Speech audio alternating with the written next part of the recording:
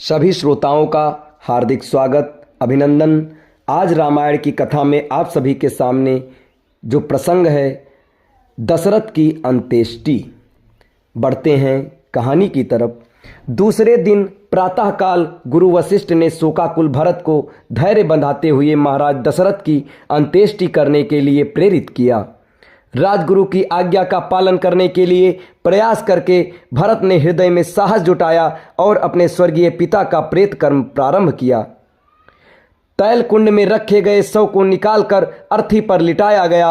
अर्थी पर पिता का शव देखकर भरत का हृदय चीत कर उठा। रो रो कर वे कहने लगे, हाँ पिताजी, आप मुझे छोड़कर चले गए।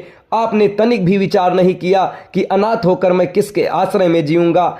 आप मुझसे बात नहीं कर रहे हैं क्योंकि आप मुझे दोषी समझते हैं। आप स्वर्ग सिधार गए, भैया राम वन को चले गए। अब इस अयोध्या का राज्य कौन संभालेगा।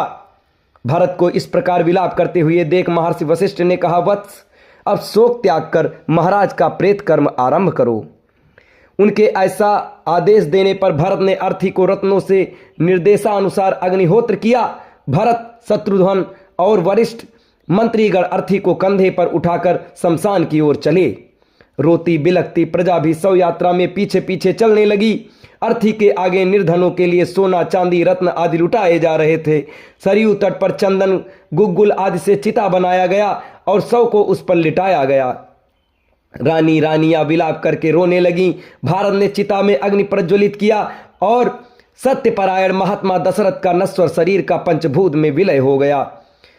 13वें दिन जब भरत अपने पिता के अंतिम संस्कार के लिए निवृत्त हुए तो मंत्रियों ने उनसे निवेदन करते हुए कहा, हे कुलभूषण, दिवंगत महाराज आपको राजा बना गए हैं, इसलिए अब आप न्यायपूर्वक हमारे राजा हैं, अतः अब आप सिंहासनारूढ़ होने की कृपा करें। इस पर भरत बोले, सदा से रघुकुल की रीति रही है कि पिता के स्थान पर ज्येष्ठ पुत्र ही राजा होता है, इसलिए इस सिंहासन पर मेरा कोई अधिकार नहीं है। इस पर केवल धर्मात्मा राम का ही अधिकार है।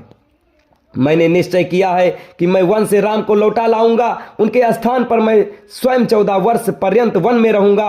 अतः आप सभी तत्काल भैया राम को वापस लाने के लिए वन में जाने की तैयारी करें। भरत के इस कथन से सब में एक नया उत्साह उत्पन्न कर दिया। उनके मन में राम के लौटने की आशा प्रबल होने लगी। समस्त तैयारियां पूर्ण होने पर भरत, शत्रुघ्न, तीनों माताएं, मंत्रीगण, दरबारी आदि चतुरंगिणी सेना के साथ वन की ओर चले। प्रजाजन उत्साह में भरकर राम और भरत की जय जयकार करते जाते